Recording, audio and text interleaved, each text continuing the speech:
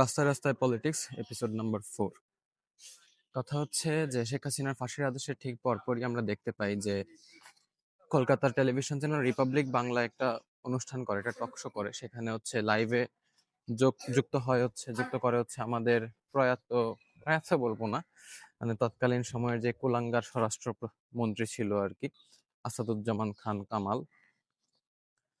এই লোকটাকে দেখে না, মানে কথাটা হচ্ছে যে এর চেহারাটা আমি দিয়ে দিব ভিডিওতে, মানে আপনারা দেখলে বুঝবেন যে আসলে কি পরিমাণ পাপের দাগ, মানে কি পরিমাণ অপরাধের দাগ, মানে এদের চেহারাতেই আল্লাহ মানে একদম সিল মেরে বসায় দিছে। মানে হচ্ছে এই লোকটাকে জীবনে আর কোনোদিন কেউ দেখলে বলবে না যে এই লোকটা ভালো কোনো লোক, মানে এই লোকের কোনো দাগ নাই, এই লোকের কোনো দোষ নাই।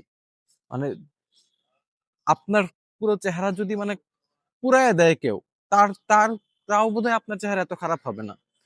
মানে ওর চেহারা দেখে আপনার মনে হবে যে এটা একটা মানুষ রূপে একটা শিম্পাঞ্জি, একটা শিম্পাঞ্জি হচ্ছে বসে আছে। এই এই রকম মানুষগুলা এতদিন পর্যন্ত আমাদেরকে শাসন করে গেছে, বাংলাদেশটাকে ধ্বংস করে দিছে এরা। তাই আবারও বলতেছি ভাই, ক্ষমতার পরবর্তীতে যারা ক্ষমতায় আসবেন, অপব্যবহার করার আগে, নিজেকে সুপিরিয়র করার আগে দুইবার ভাববেন ভাই আপনার পরিণতি আসলে কি হবে। অবিচার করেন না, আল্লাহ ছেড়ে দেয় না ভাই, এটা মনে রাখবেন।